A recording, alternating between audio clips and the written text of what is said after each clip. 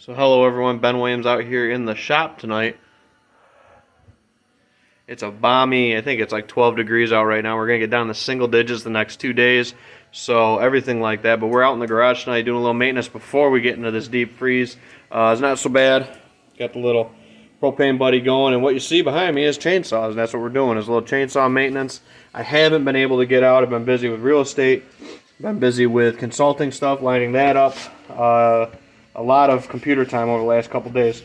So what I wanted to talk about in this quick YouTube video tonight, we'll see how quick this is, but I want to talk about saw maintenance. So I'll set myself down.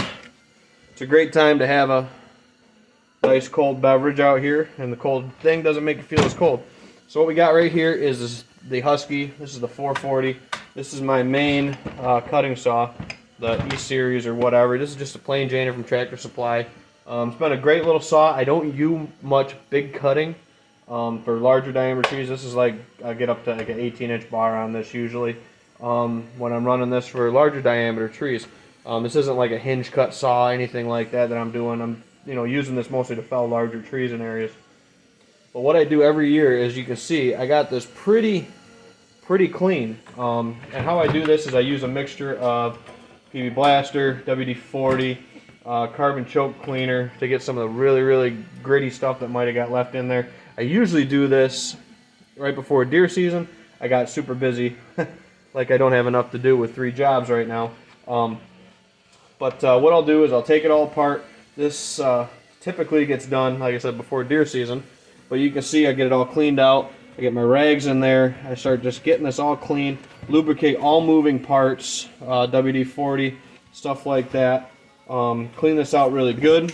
I do take the bark biter off and the chain stop because they're sharp, and I like getting behind them and cleaning this out really good.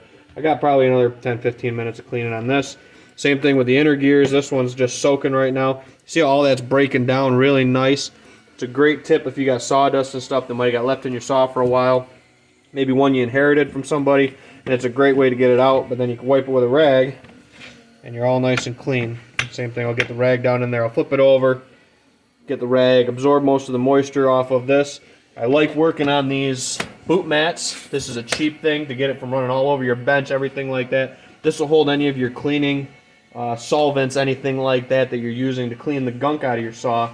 This will be a great place to catch it. Easy cleanup, wipes up real easy, and you can stick it alongside of your bench when you're looking to do it. The other thing I do every year is a basic Husqvarna maintenance kit on this. This is for this brand of saw, everything like that, the 435 and the 440E, which is what this is.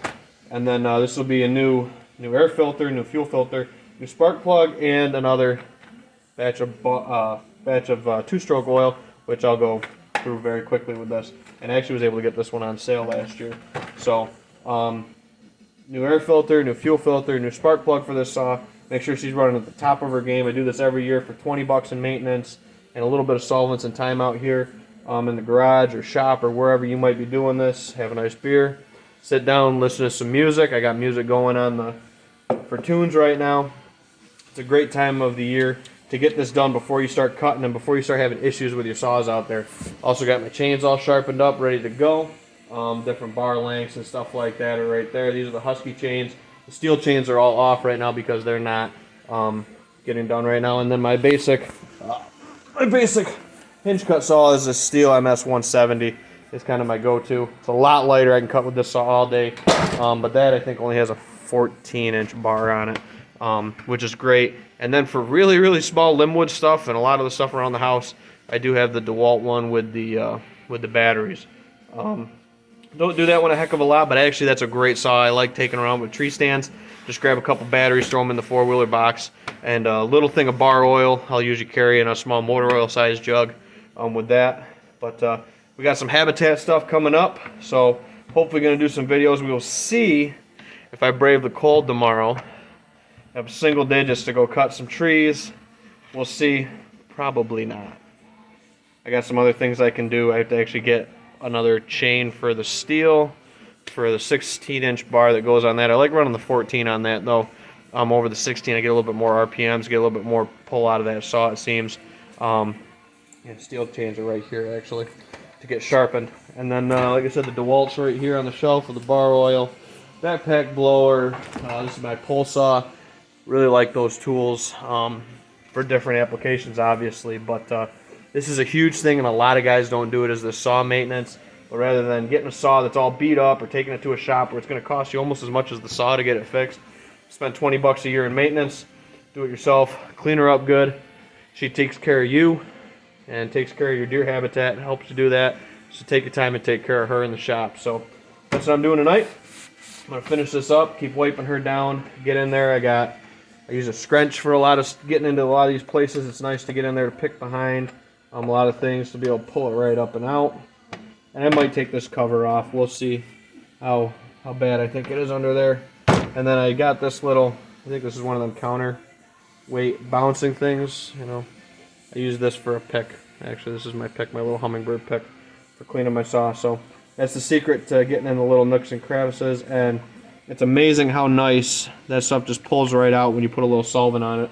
PB Blaster, WD-40, stuff like that. So hope you guys enjoyed this tip for a little bit of saw maintenance this year.